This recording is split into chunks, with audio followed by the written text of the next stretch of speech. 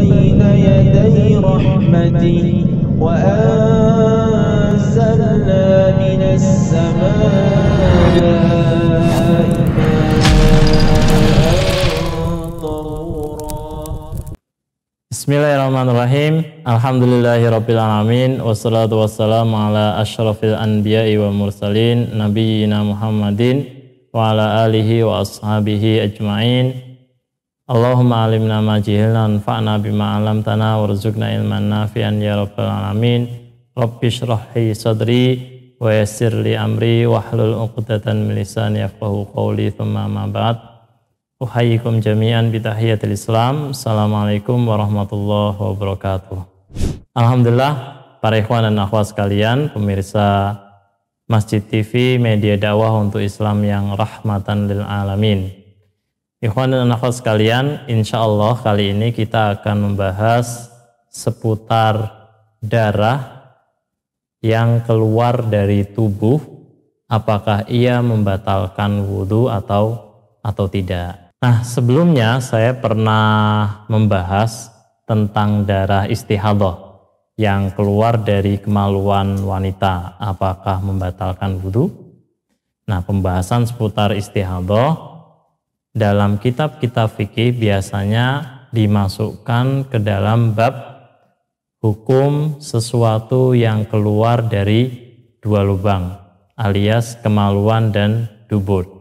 Apakah membatalkan wudhu atau tidak, baik itu berupa keluarnya air kencing atau madhi atau wadi atau buang angin atau tinja, darah dan lain-lain.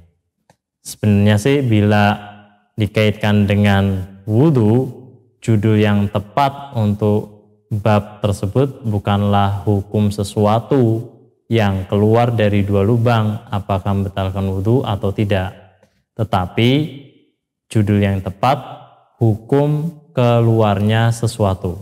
Jadi bukan hukum sesuatu yang keluar, tapi hukum keluarnya sesuatu dari dua lubang, apakah membatalkan wudhu atau tidak. Kenapa? Sebab dalam kaitannya dengan wudhu, yang kita bahas bukanlah zat yang keluar dari dua lubang, melainkan yang kita bahas adalah peristiwa keluarnya zat tersebut dari dua lubang. Nah, pembahasan seputar zat yang keluar dari dua lubang itu masuk ke dalam bab najis atau bukan. Sedangkan pembahasan seputar keluarnya zat tersebut dari dua lubang itu masuk ke dalam pembahasan bab hadas kecil atau bukan. Nah, tentu beda antara najis dengan hadas. Bersuci dari najis berbeda dengan bersuci dari hadas. Bersuci dari hadas apabila itu hadas kecil maka cukup dengan wudhu. Sedangkan bersuci dari najis dilakukan dengan menghilangkan ainun najasah atau zat najis tersebut, baik bisa dengan air suci, dengan batu ataupun tisu atau benda-benda yang disyariatkan lainnya. Selain itu, najis yang mengenai tubuh kita itu tidak menyebabkan batalnya wudhu, karena kita cukup menghilangkan najis itu saja, wudhu kita tetap terjaga.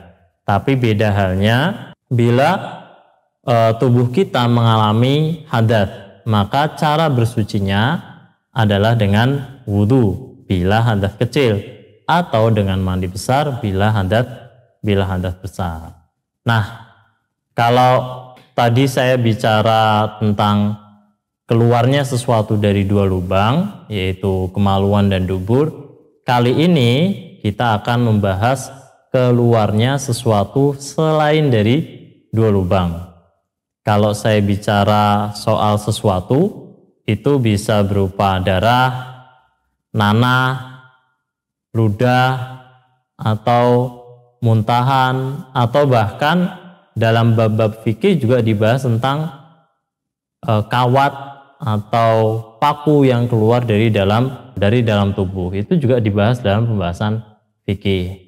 Dan kalau tadi saya menyebutkan Selain dari 2 lubang, berarti bisa dari tangan, kaki, perut atau dada, atau kepala kita, atau muka, ya, atau mulut kita, telinga kita, dan lain-lain.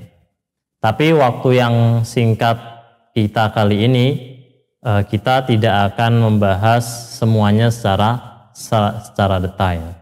Saya hanya akan membahas hukum seputar keluarnya darah, nanah, atau muntahan yang hal-hal tadi keluar selain dari 2 lubang. Apakah membatalkan wudhu atau tidak? Para ikhwan dan akhwat sekalian, mungkin antum pernah melakukan hijamah atau dalam bahasa kita biasa disebut dengan bekam. Nah, saat tubuh kita dibekam, kan keluar banyak darah kotor dari tubuh kita. Nah, apakah keluarnya darah itu menyebabkan batalnya wudhu atau tidak? Nah, persoalan ini merupakan persoalan yang para ulama berselisih pendapat di dalam menghukuminya. Saya akan coba jelaskan pandangan 4 madhab populer seperti biasa, yaitu madhab Hanafi, madhab Al-Malikiyah, atau madhab Asy-Syafi'iyah, atau madhab Al-Hanabilah. Seperti biasa kita akan mulai dari madhab Al-Hanafiyah. Dalam kitab Bada'i As-Sana'i karya salah seorang tokoh populer ya dari kalangan Hanafiyah, itu disebutkan di antara hadas hakiki adalah keluarnya najis dari seseorang baik melalui 2 lubang seperti air kencing, madhi, dan lainnya, atau selain dari 2 lubang seperti di badan, kepala, baik karena luka atau mimisan atau yang lain seperti darah atau nanah, atau darah yang bercampur nanah, atau muntahan. Juga tidak dibedakan apakah keluarnya itu karena faktor yang biasa terjadi seperti kencing, kemudian atau yang tidak biasa seperti istihadhah. Nah, itu berarti darah, nanah, atau muntahan yang keluar dari tubuh kita di dalam madhab Hanafi itu dianggap atau dipandang dapat membatalkan wudhu. Hanya saja ulama Hanafiyah itu memberikan syarat tertentu kapan keluarnya darah atau nanah atau muntahan itu dikategorikan sebagai pembatal wudhu dan kapan tidak. Nah, syarat itu seperti disebutkan oleh Ibnu Hammam dalam kitabnya Fathul Qadir adalah darah atau nanah yang keluar dari tubuh mengalir ke tempat yang wajib disucikan. Nah, Syekh Wahbah Az-Zuhaili di dalam kitabnya Fiqhul Islam wa Adillatuhu, beliau menjelaskan yang dimaksud dari perkataan Ibnu Hammam tadi itu adalah darah itu mengalir ke anggota tubuh yang wajib disucikan semuanya meskipun sunnah. Seperti darah yang mengalir keluar dari hidung. Nah, jika keadaannya demikian, ya maka ia batal wudhunya. Artinya ru'af atau mimisan itu di dalam mazhab Hanafi itu dianggap sebagai pembatal wudhu karena dia keluarnya melewati tempat yang seharusnya wajib disucikan, baik itu sunnah ataupun wajib.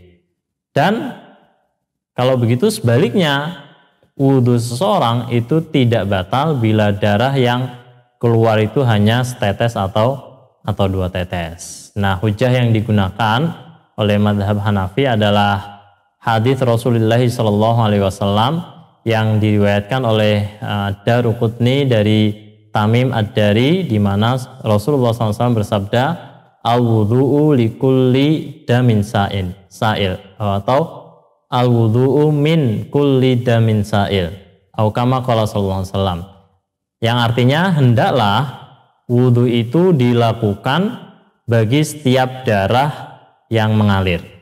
Nah, selain itu juga Rasulullah SAW di dalam hadis yang lain juga bersabda yang artinya barang siapa muntah atau keluar darah dari hidungnya, yakni mimisan, sewaktu ia menunaikan sholat, maka hendaklah ia berhenti dari sholatnya, lalu berwudu dan menyempurnakan sholatnya itu jika ia masih belum berbicara.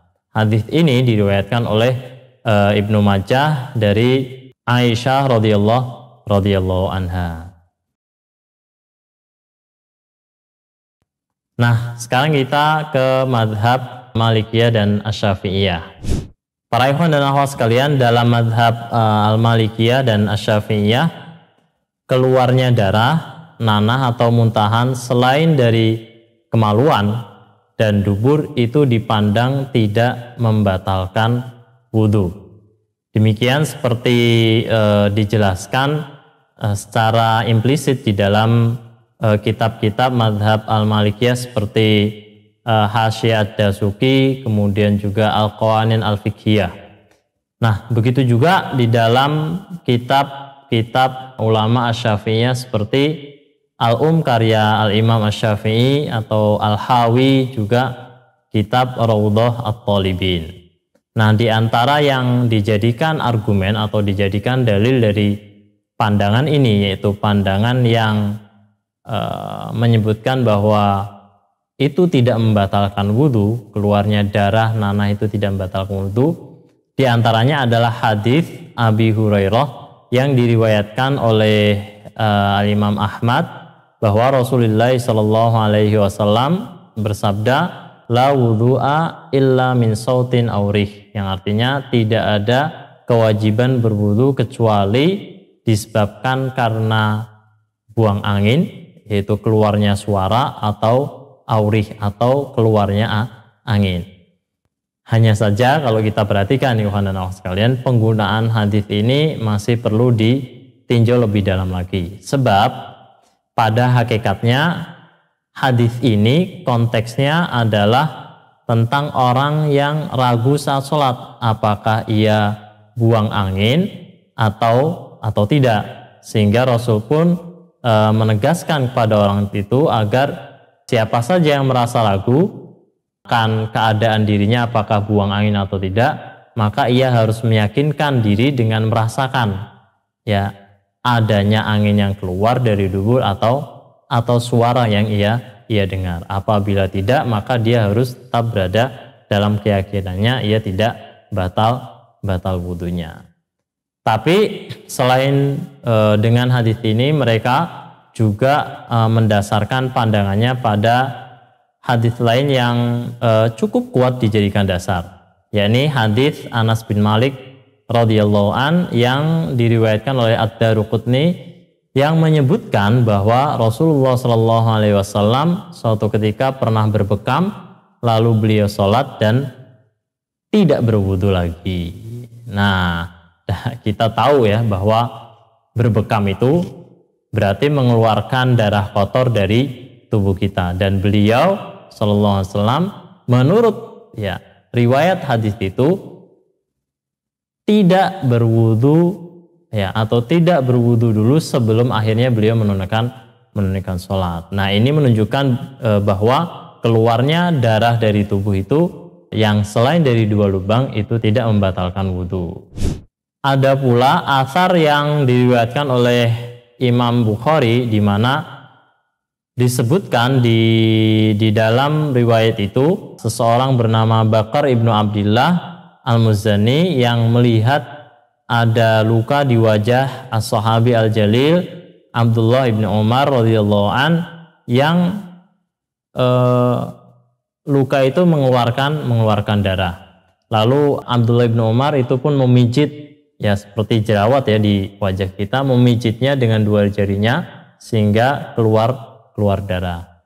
Dan Ibnu Umar lalu menunaikan sholat tanpa tanpa berwudu. Persis seperti yang dilakukan oleh Rasulullah Shallallahu Alaihi Wasallam. Dan pandangan ini itu dikuatkan pula oleh argumentasi bahwa kesucian seseorang itu telah ditetapkan oleh dalil syar'i dengan ia berwudu, dan tidak ada yang bisa menghilangkan ketetapan kesucian seseorang yang dibangun berdasarkan dalil syar'i itu kecuali harus dengan dalil syar'i yang kokoh.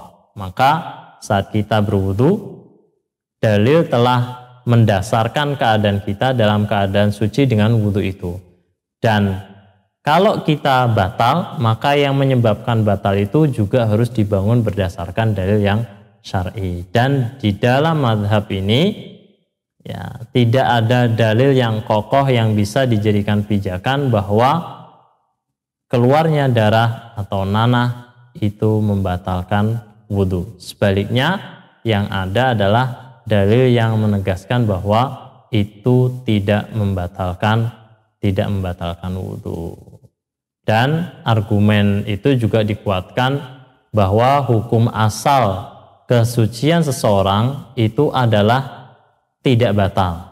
Maka barang siapa yang menyelisih hukum asal ini, ia harus menyelisihinya dengan menggunakan dalil syar'i.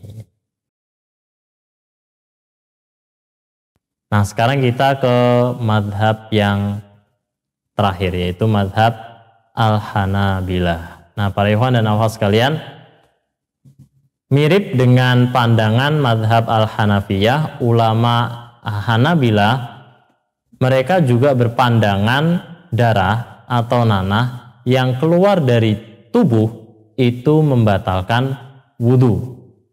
Hanya saja para ulama Hanabilah membuat ketentuan atau syarat yang berbeda dari apa yang ditetapkan oleh ulama Hanafiyah. Apa itu syaratnya? Syarat itu adalah bila darah yang keluar kadarnya banyak, maka itu dapat membatalkan wudu. Dan bila darah yang keluar tidak banyak, maka tidak membatalkan wudu. Dan maksud ya dari kadar yang banyak itu adalah apabila kondisinya menjadi buruk menurut diri seseorang. Artinya perhitungan banyak atau sedikitnya itu diukur oleh ijtihad masing-masing orang. Jika ya saya misalkan menganggap bahwa darah yang keluar itu banyak saat saya hijamah, ya maka saya harus memandang bahwa wudhu saya batal. Atau misalkan saat saya hijamah, saya menganggap bahwa darah yang keluar itu sedikit, ya saya menganggap bahwa ya wudhu saya tidak batal. Nah, hal ini karena sahabat Ibnu Abbas radhiyallahu anhu pernah berkata seperti ini. Perkara yang buruk itu adalah apa yang dirasakan buruk mengikuti pertimbangan hatimu. Nah, dalil lainnya adalah athar yang diriwayatkan oleh Imam Bukhari, di mana disebutkan di dalam riwayat itu Bakar ibnu Abdullah al-Muzani melihat ada luka di wajah sahabat Ibnu Umar yang mengeluarkan darah. Ini seperti yang tadi dijadikan pegangan oleh madhab Hanafiyah ya, dalilnya sama.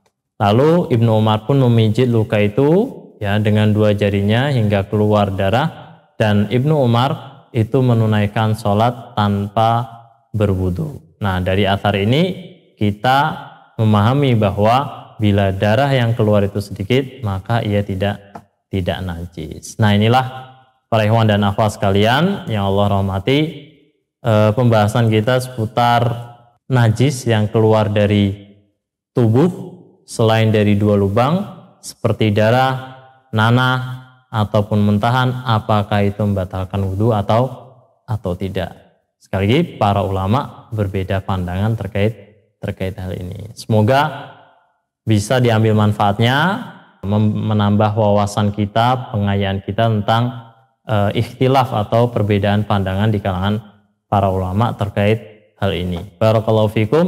hadanallahu wa iyyakum wa afu minkum. Subhanakallahumma bihamdika asyhadu an la ilaha illa anta astaghfiruka wa atubu ilaik. Assalamualaikum warahmatullahi wabarakatuh. بين يدي رحمته وأنزلنا من السماء